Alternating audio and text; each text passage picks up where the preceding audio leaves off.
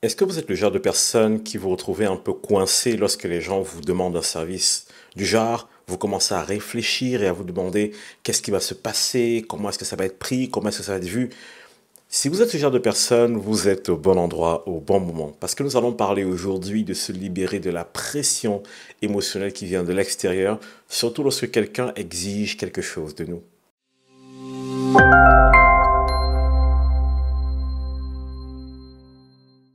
C'est extrêmement important d'être généreux. Dans la vie, il faut être généreux. Ce monde ne peut changer que par la générosité. Si nous manifestons de l'amour, cela va changer les gens autour de nous et eux vont changer les gens autour d'eux. Cependant, être généreux et être bon et être doux et être gentil ne veut pas dire être piégé. Parce que certaines personnes se retrouvent parfois dans un schéma où elles ne savent plus dire non. Parce qu'elles veulent faire le bien, parce qu'elles veulent donner à l'autre, elles veulent se donner parfois. Et c'est un peu comme si finalement elles n'ont pas la capacité de refuser ou de dire non. C'est hyper important de sentir que nous avons la liberté de choisir et d'accepter quelque chose. Il est intéressant de se poser quelques questions lorsque nous sommes face à une demande extérieure. Et vraiment, je sais que c'est un challenge parce que pour certaines personnes qui luttent vraiment avec ça, qui n'arrivent pas à dire non, qui n'arrivent pas à s'affirmer, qui n'arrivent pas à se positionner, qui n'arrivent pas à se faire entendre, ben ce que je dis peut sembler être insurmontable. Mais je vais vous rassurer, j'étais comme ça et j'ai changé. Et si Dieu a pu me changer, vous pouvez changer aussi. Donc, ce n'est pas quelque chose d'impossible, mais vous pouvez y arriver. Alors, posez-vous ces deux questions, juste pour essayer d'établir parfois les pièges dans lesquels les personnes veulent vous mettre. Si quelqu'un vient vous voir et exige de vous quelque chose, faites telle chose, ça c'est bien. Ou alors, parfois, il va le dire de cette manière, ça c'est bien pour toi. Alors, demandez-vous premièrement, que perd cette personne si je ne le fais pas? Que perd cette personne si je ne le fais pas? Parce que des gens vont toujours arriver devant vous et essayer de vous présenter les choses comme si c'était dans votre intérêt. Pourtant, souvent, c'est dans le leur. Sachez que tout le monde défend ses intérêts sur la Terre. Tout le monde. Donc, le meilleur moyen de comprendre ce que la personne a en tête, c'est pas d'essayer d'entrer dans sa tête. Parfois, vous n'y arriverez pas. D'ailleurs, c'est très difficile d'y arriver. Les gens cachent réellement ce qu'ils pensent dans la majeure partie des cas. Mais si vous vous posez cette question, que perd cette personne si je ne fais pas ce qu'elle me dit? Vous commencerez à comprendre un peu où les gens en sont. Je prends un exemple pratique. Quelqu'un vient vous voir et dit, ah mais vu que tu as des enfants, vu que tu as ceci, tu as cela, ce serait intéressant que tu prennes par exemple ta tournée le mercredi, et moi je le prends plutôt le samedi à ta place, ou plutôt le dimanche. Ce serait intéressant. En vous posant la question de savoir que perd cette personne, vous pourrez voir par exemple qu'une tournée le dimanche rapporte plus qu'une tournée le mercredi. Est-ce que c'est ça vraiment pour vous? Si cette personne n'est pas intéressée par l'argent, alors oui, elle le fait pour vous. Mais si cette personne est intéressée par l'argent, elle le fait pour elle, elle ne le fait pas pour vous. Elle a juste trouvé une opportunité peut-être de vous proposer quelque chose qui vous fera du bien, mais elle ne perd pas derrière. Le vrai amour, c'est lorsque quelqu'un est prêt à perdre quelque chose pour votre bien. Donc, lorsque les gens exigent quelque chose de vous, essayez d'abord de comprendre ce que eux, ils vont perdre si vous ne le faites pas. Et quand vous arrivez à comprendre cela, vous arrivez à voir quels sont leurs intérêts, vous arrivez à savoir s'ils vous aiment vraiment ou alors s'ils cherchent à tirer leur épingle du jeu. Je ne suis pas en train de dire que ce que je propose la marche à tous les coups ou alors que c'est facile à mettre en place, mais c'est juste pour vous aider à ne pas tout de suite tomber dans la culpabilité de ne pas faire ce qu'on vous demande. Sois gentil s'il te plaît, fais telle chose pour moi. Et là, il y a la pensée qui arrive en vous disant, oh, si tu ne le fais pas, tu n'es pas gentil, tu n'es pas quelqu'un de bien, tu n'es pas quelqu'un de gentil. Et là, parfois, on dit, ben oui, parce qu'on a peur d'être mal vu. Mais au final, si cette personne vous demande de faire quelque chose dans son propre intérêt et pas dans le vôtre, cette personne vous utilise. Alors, qui est le méchant dans l'histoire? Deuxième question à se poser qui est intéressante, c'est comment seront nos relations, si je refuse? Comment seront nos relations si je refuse? Je vais vous dire ceci. Lorsque je demande un service à mes amis et ils me disent je suis désolé, je ne peux pas, très bien, je passe à autre chose. Ça ne change rien à nos relations. Mais si quelqu'un change vis-à-vis de vous parce que vous ne lui avez pas rendu un service, ah là là, peut-être que cette personne n'est pas votre ami tout simplement. Si vos relations changent avec les gens parce que de temps en temps vous leur dites écoute, je veux bien te rendre service, mais là, pour le moment, c'est pas possible. Si la personne se met en colère contre vous, ou alors vous boude, ou alors change d'attitude, Ben, vous savez quoi? Traînez pas trop. Passez votre chemin. Vous savez exactement qui vous avez en face. Pourquoi est-ce que je demande de se poser ces deux questions? Parce que ça va aider à faire un tri autour de nous. Ça va vous aider à commencer à voir plus clair pour savoir qui veut vraiment votre bien et qui essaie par certains moyens de vous utiliser.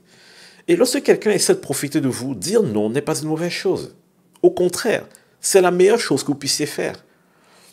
Et en réfléchissant de cette manière, ça va vous libérer parfois du poids de la culpabilité. Ce poids qui vient sur vos épaules et qui vous dit: ah, mais en fait, si tu ne fais pas telle chose, tu n'es pas quelqu'un de bien. C'est pas forcément vrai. Et vous savez quoi? Parfois, cette pression extérieure, nous acceptons n'importe quoi de l'extérieur parce que quelquefois, nous avons une pression intérieure, cette petite voix qui nous crie dessus et qui nous pousse à l'injonction d'obéir et à ne pas décevoir les autres. Et vous savez parfois d'où vient cela? Ça vient parfois de notre enfance. Souvent, nous avons été dans une famille, peut-être qu'on aime beaucoup, mais qui malheureusement, dans ses mécanismes, pouvait être dysfonctionnelle. Lorsque vous êtes un enfant de 7, 8, 9 ans et que vous voyez vos parents se disputer en permanence, deux choses peuvent se passer dans votre tête. Soit tout ce que vous voulez, c'est fuir la famille, alors vous entrez dans une forme de rébellion. Soit tout ce que vous voulez, c'est sauver la famille, et là vous vous transformez en sauveur. Et en bas âge, vous commencez petit à petit à adopter des comportements d'adaptation plutôt que de découvrir qui vous êtes vraiment. Vous commencez à être le petit enfant très gentil qui est là pour éponger les pressions dans la famille et qui finalement va porter ça toute sa vie. Ou du moins une partie de sa vie, parce que maintenant que vous êtes tombé sur cette vidéo, vous pourrez apprendre à dire non.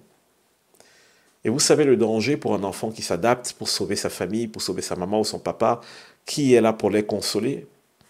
Le problème avec ce genre d'enfant, c'est que ces enfants grandissent et finissent par accepter tout et n'importe quoi, et parfois même accepter des comportements toxiques dans leur couple et dans leur relation amicale. Parce que depuis petit, ils ont vu le danger et leur réponse au danger, c'était ben, meurs à toi-même, ne sois personne, efface-toi et sois là pour sauver les émotions des autres. Et ces enfants grandissent avec un fort sentiment de culpabilité. Ils se disent, si je ne sauve pas mon prochain, alors c'est sûr, il va mourir ou il va lui arriver des choses pires. Si je ne suis pas là, il ne s'en sortira pas. Et ces personnes parfois n'arrivent pas à dire non. Elles font des burn-out, elles se suicident, parfois elles font des dépressions très longues, et personne ne les comprend. Et parfois on les juge, on leur crie dessus en leur disant: mais pourquoi tu dis pas non? Parfois c'est juste ce mal-être qui est né de l'enfance et qui fait que finalement on a du mal à dire non. Alors reprenez le pouvoir maintenant et dites non. Je vais vous partager deux passages bibliques pour vraiment vous encourager à vous positionner correctement. Le premier se trouve dans le livre des Proverbes, le livre de la sagesse. Celui de Proverbes 6, des versets 2 à 5. Si tu te trouves piégé par les paroles de ta bouche, si tu es prisonnier de tes propres paroles, on parle ici des engagements, quand vous avez dit oui à quelqu'un, quand vous avez promis de faire et qu'au fond vous sentez que c'est pas ça, fais donc ceci, mon fils, dégage-toi. Puisque tu es tombé au pouvoir de ton prochain, va le supplier et insister auprès de lui. N'accorde ni sommeil à tes yeux, ni repos à tes paupières. Dégage-toi comme une gazelle de la main du chasseur, comme l'oiseau de la main de l'oiseleur. Vous savez, lorsque nous faisons des promesses, ces promesses nous lient. Si vous avez fait des promesses, dégagez-vous. Surtout des promesses que vous savez que vous ne pouvez pas tenir. Ayez le courage d'aller voir ces personnes et dire: écoute, je voulais faire telle chose pour toi, mais finalement ce n'est pas possible pour moi. Si cette personne vous rejette après ça, ou si cette personne met de la honte et de la culpabilité sur vous parce que vous avez avoué ne pas être capable de les aider sur telle ou telle chose, passez votre route. Le deuxième passage que je vais vous donner pour vous encourager est dans Romains 13, verset 8. Ne devez rien à personne, si ce n'est de vous aimer les uns les autres, car celui qui aime les autres a accompli la loi. Tout ce que vous devez faire, faites-le motivé par l'amour. Pas par la peur du regard des autres, pas par la pression, pas par la peur de décevoir les autres. Faites-le par amour, faites-le pour vous-même, faites-le parce que vous avez choisi de le faire. Et en repartant, vous n'attendez rien en retour. Faites-le tout simplement parce que c'est bon et c'est votre choix. C'est tout. Que ce soit la seule motivation qui est dans votre cœur. Ne vous laissez pas piéger par les émotions des autres, par la pression des autres, parce que parfois ce n'est que dans leur intérêt qu'ils vous demandent des choses. Et si Vous voyez que quelqu'un essaie d'abuser de votre gentillesse et que vous avez quand même envie de lui rendre service, faites-le. Mais faites-le pour vous.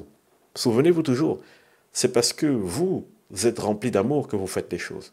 Non pas parce que vous avez peur de lutter avec une pression quelconque intérieure ou extérieure. J'ai tellement envie de faire un épisode sur les biais cognitifs qui nous empêchent de détecter ces mécanismes et ces mécanismes qui nous privent de notre vraie liberté. Donc, mettez dans les commentaires si vous voulez que je le fasse, ou alors écrivez-moi, mais je veux vraiment travailler sur ce sujet, parce que je crois que beaucoup d'entre nous, juste en sachant récupérer notre capacité à dire non, juste en sachant voir les situations avec clairvoyance, juste en sachant se positionner correctement, beaucoup d'entre nous iront beaucoup plus loin dans la vie et accompliront notre appel ou bien notre mission de vie. Donc prenez soin de vous et surtout, ne vous engagez pas trop vite. Souvenez-vous de ceci. Lorsque Jésus sentait une pression extérieure sur lui, il se retira un moment pour réfléchir. Il ne donnait pas une réponse rapide. Lorsque le peuple a crié pour le faire roi, il n'a pas dit oui. Il s'est retiré. Si vous sentez une pression extérieure pour signer quelque chose ou pour faire quelque chose, retirez-vous pendant un certain temps. Mais ne laissez pas la pression extérieure s'appuyer sur vous et ne laissez pas la pression intérieure vous détourner de la vérité. Choisissez parce que c'est votre choix, pas parce que vous avez peur de décevoir.